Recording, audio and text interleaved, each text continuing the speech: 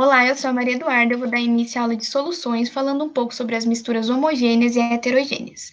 O meu grupo da residência sou eu, a Bruna Bizinotti e a Jaqueline Dias. Você sabe o que é uma mistura? Coloquei uma imagem do Homer pensando a respeito disso. Essas misturas, elas estão presentes em nosso dia a dia?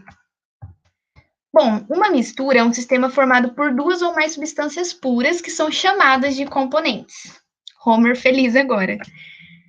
Dentro da classificação dos componentes de uma mistura, a gente tem que ter em mente que o soluto é o componente que, dentro de um sistema, ele se apresenta dissolvido no solvente. E o solvente é exatamente a substância que dissolve o soluto.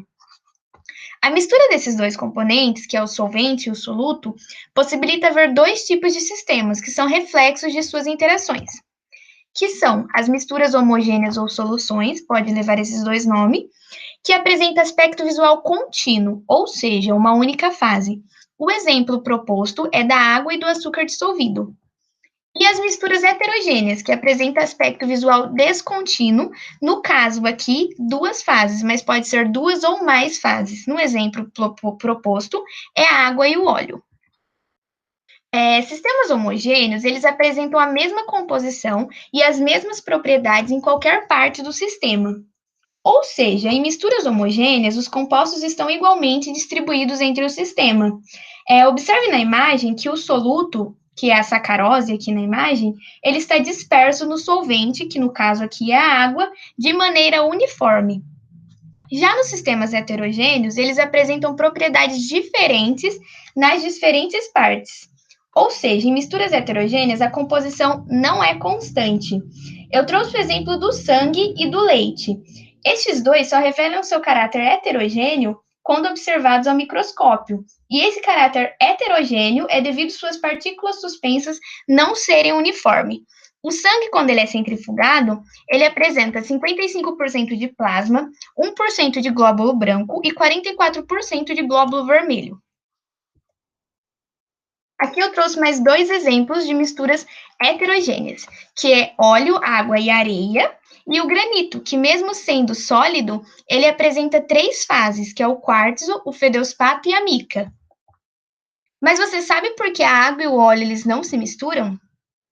Bom, a água e o óleo não se misturam justamente pela polaridade das moléculas. O óleo é uma molécula apolar ou hidrofóbica. Hidrofóbica por quê? Hidro vem de água e fóbica vem de aversão. E a água, ela é uma molécula altamente polar.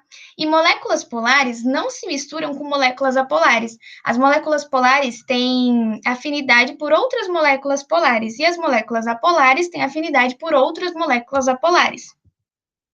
Portanto, não é a densidade que faz com que a água e o óleo não se misturem. A densidade ela só é responsável pelo óleo ficar na parte superior, ou seja, embaixo a água e em cima o óleo, porque o líquido do óleo ele é menos denso do que o líquido da água. Aqui eu trouxe mais alguns tipos de soluções ou misturas homogêneas. Trouxe tanto sólida, quanto líquida, quanto gasosa. Sólida, eu trouxe o exemplo do ouro. E também trouxe a cor da liga e mais a composição. Um exemplo é o ouro amarelo. Ele apresenta 75% de ouro puro, mais 12,5% de prata e mais 12,5% de cobre.